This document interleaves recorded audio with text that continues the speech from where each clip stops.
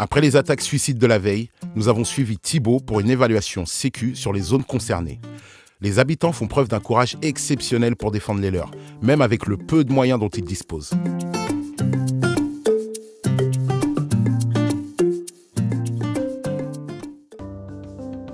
Pendant une semaine, j'ai côtoyé les équipes de Solidarité Internationale.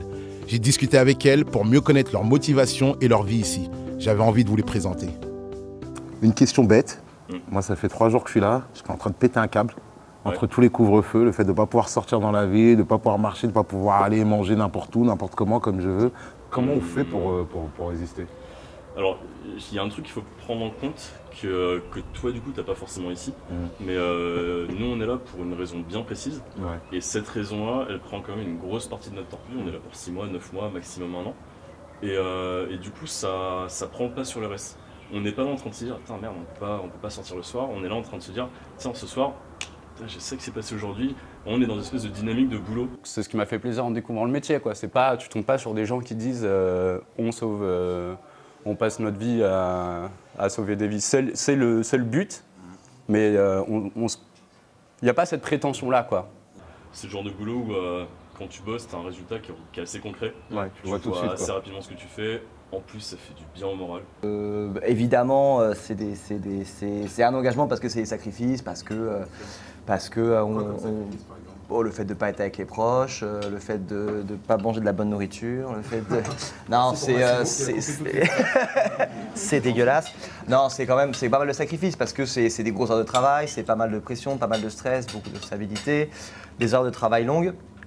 Donc évidemment, il faut que ce soit une vocation, il faut qu'il y ait des valeurs un peu supplémentaires que celles que ce soit métro, boulot, dodo. C'est le moment de dire au revoir. On a tous un petit pincement au cœur. L'équipe est vraiment top. C'était cool, hein. C'était chouette. C'était cool. Ouais, pareil pour moi. Avant de rentrer à Paname, on passe voir mon père qui vit à Abuja. Je lui explique la claque que je viens de prendre lors de mon séjour dans le Nord. Ça va? Ça va très bien, Pépé. Et toi? Ça va? On va dire que ce qui est chaud, c'est que là, pendant la semaine où on était, il y a eu en tout 8 kamikazes qui se sont fait exploser dans des camps. Dans les camps? Oui.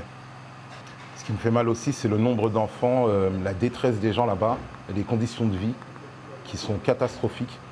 Ce qui me conforte justement dans mon action avec l'ONG Solidarité Internationale.